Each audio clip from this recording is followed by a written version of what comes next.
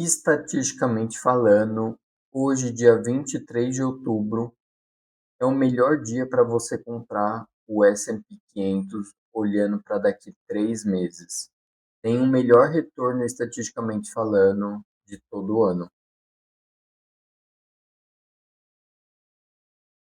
Pessoal, para começar esse vídeo, eu queria trazer esse dado. Como vocês sabem, aqui no canal a gente sempre traz uma visão macro e depois a gente vai para o micro, que no meu caso o micro é a parte de análise das opções, do fluxo de opções ali no curto prazo. Então, começando pela parte macro, peguei esse gráfico do Rain Mac. O Rain Mac, para quem não sabe, é uma research lá dos Estados Unidos e o fundador foi o Jim Simons. O Jim Simons, ele é um matemático que criou um fundo que tem a melhor performance da história. Se não me engano, o fundo dele teve uma performance por volta de 60% anualizado, tá? Se não me engano, eles não tiveram nenhum ano negativo. Então, assim, é o melhor fundo da história e a análise deles é 100% baseado em dados estatísticos, tá? Então, eles não têm análise técnica, não têm análise fundamentalista, é o que o pessoal mais fala hoje em dia. O pessoal fala muito pouco sobre estatística, probabilidades, e eles têm uma research, tá, que posta algumas coisas ali no X. E eu peguei esse gráfico aqui e eu achei bem interessante. Então esse gráfico ele mostra o retorno do S&P desde 1928 até 2025 e qual que é o retorno daqui 3 meses, tá? Então, quando essa linha está positiva, quer dizer que daqui 3 meses, então vamos supor aqui um pouco antes de junho, né, o mês 6. Então, ali no final de maio, a gente tem um retorno para daqui 3 meses de por volta de 3, alguma coisa. Quando a gente compra ali no final de julho para agosto, a gente tende a entregar zero de retorno para os próximos 3 meses. Obviamente que a média, como vocês podem ver, que é a linha tracejada, está escrito aqui, average, quer dizer que o índice S&P 500 costuma sempre subir, por isso que a média dele é sempre positiva. E aqui, no pior dos casos, o retorno que você vai ter é praticamente zero, né? Um pouco abaixo de zero aí. Por causa disso, porque normalmente o mercado americano costuma subir. Mas, de novo, falando estatisticamente, qual que é o melhor dia para se comprar o S&P 500? Tirando aqui um pouco antes de junho, dia 23 de outubro é o melhor dia para você comprar. Ele tende a entregar uma média de por volta de 3,5% para daqui 3 meses. Então, nós temos aquele fator da sazonalidade, que costuma ser positivo também. Outro dado agora do Blue Curtic, que eu peguei aqui, ele diz que novas altas em setembro, em outubro, para S&P 500, sempre antecipou um último trimestre, um quarto trimestre positivo, tá? Então pegou a average, né, a média desses anos que tiveram setembro e outubro positivo, tá? Então a gente teve alguns anos que isso aconteceu. A gente tem a linha aqui que seria a média, né, do começo de outubro até dezembro, e a linha preta seria agora 2025. Lógico que a gente não pode pegar dia após dia e acreditar que vai bater exatamente com esse dado, né? Então vamos supor, se a gente pegar o dia 5, dia 6, seria o fundo aqui, no dia 9 teria um reteste desse fundo, aqui por volta do dia 18 a gente talvez chegaria próximo desse fundo mais uma vez para ir disparar, né? Então a gente até teve um fundo aqui por volta do dia 9, tá? E é lógico, a gente pode cair, talvez testar esse fundo ou não, mas isso não é o mais importante. O mais importante é a soma desses dados macroeconômicos, drivers, que podem levar o S&P 500 a uma alta consistente, pouco mais de 2 meses até o final do ano. Então, isso sim que é relevante.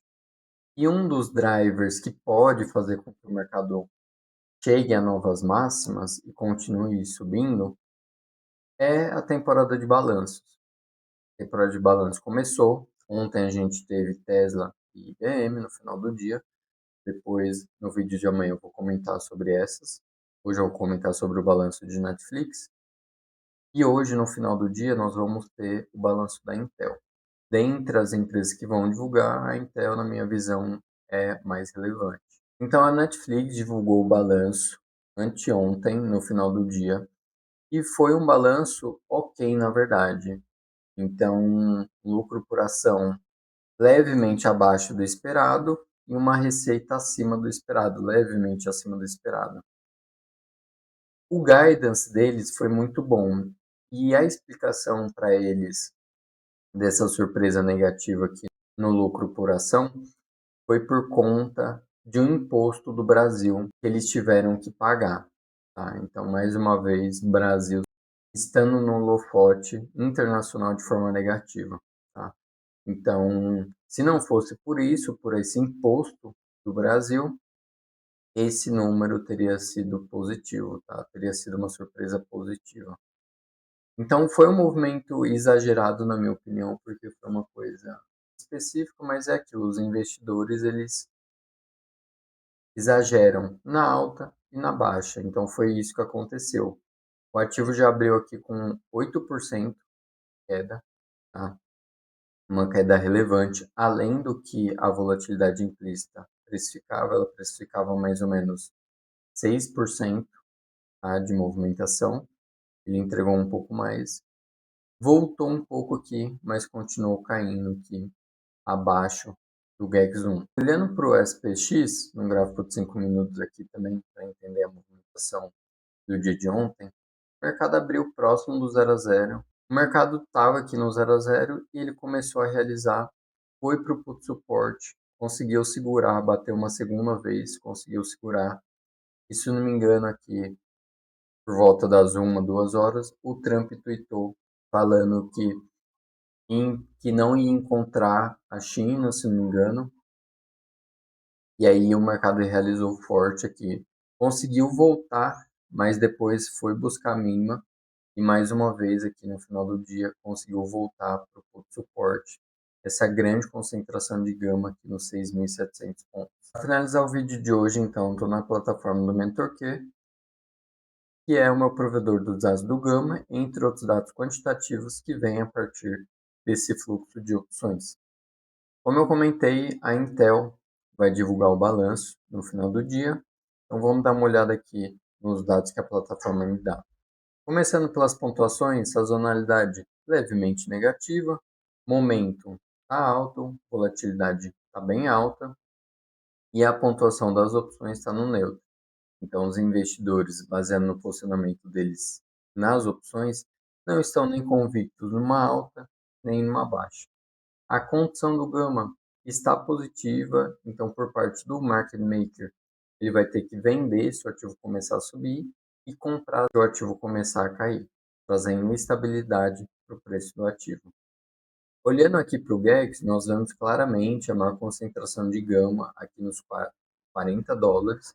Então, se a empresa divulgar um balanço em linha ou levemente acima da expectativa, o ativo deve chegar lá, só que chegando lá, por conta de ser uma concentração positiva de gama e o condicionamento de gama é positivo, o market maker vai ter que vender esse preço e deve segurar. Não deve passar esse preço com tanta facilidade. Por último, olhando para a volatilidade implícita entre os strikes e as expirações, nós vemos que no curto prazo o IV está bem elevado, ou seja, as opções no curto prazo estão bem caras.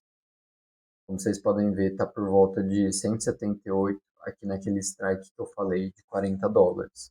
A gente consegue ver que no longo prazo, que seria o normal do ativo, por volta de 60%. Então tem um diferencial bem grande.